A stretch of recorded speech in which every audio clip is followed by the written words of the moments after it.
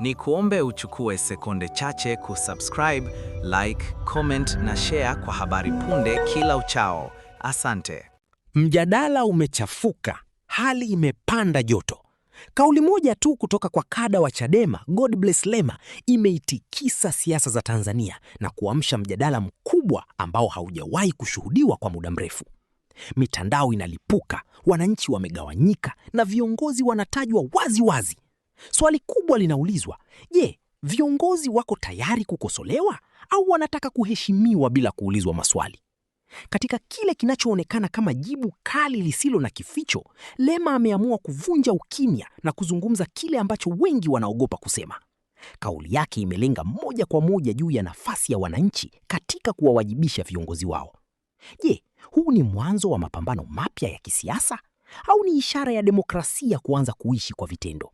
Endelea kusikiliza kwa sababu hiki sio kisa cha kawaida. Lema amesema wazi, viongozi wa umma hawapaswi kulindwa dhidi ya ukosoaji. Amesisitiza kuwa madaraka si mali binafsi na yeyote aliyepewa nafasi ya uongozi lazima awe tayari kusikiliza sauti za wananchi, iwe kali au laini. Kwa msimamo wake, ukosoaji si tusi wala kero, ni haki ya msingi ya mwananchi na silaha muhimu ya kudhibiti madaraka.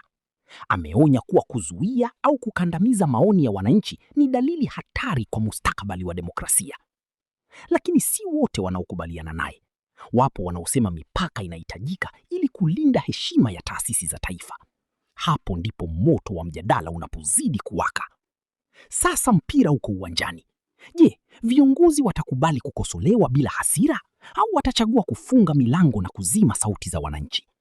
Kauli ya Lema imefungua ukurasa mpya wa mjadala mzito, uhuru wa maoni dhidi ya mipaka ya heshima ya uongozi. Ukweli ni mmoja, wananchi wanaangalia, wanasikiliza na hawako tayari kukaa kimya tena.